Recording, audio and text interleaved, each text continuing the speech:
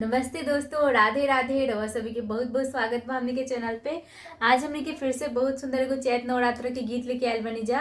तो वो लोग सुनी लो, बताई लो कि गीत कैसा लगा था। अगर अच्छा लगे तो लाइक से सब्सक्राइब कर हम लोग, कमेंट करके जाए हम लोग कि गीत कैसा लगा रहे।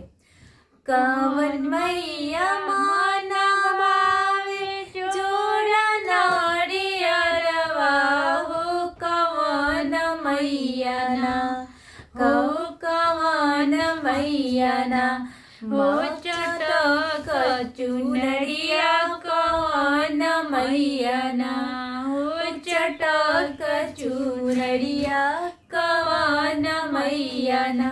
दुर्गा मैया मान भावे जोड़ा नारियरवा हो, शीतल मैया ना हो, शीतल मैया ना।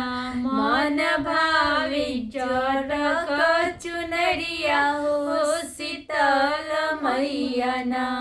मन भावे चटक चुनरिया हो, शीतल मैया ना।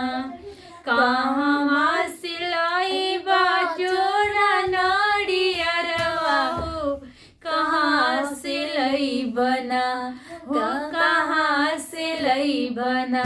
मैया के चटक चुनरिया हो, कहाँ सिलाई बना। माई के चटक चुनरिया हो, कहाँ सिलाई बना।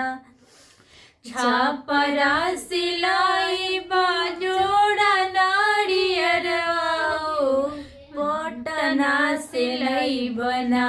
छापरा सिलाई बाजोड़ा नारियरवा हो, पटना सिलाई बना।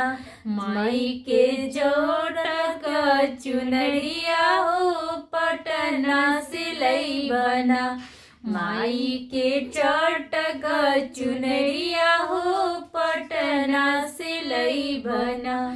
कालसा भराई माई के जोड़ा नारियरवा हो, डाँड़ी पेन्हाई बना।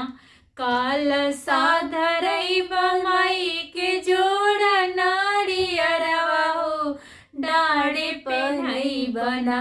माई के चटक चुनरिया हो, डाँड़ी पेन्हाई बना।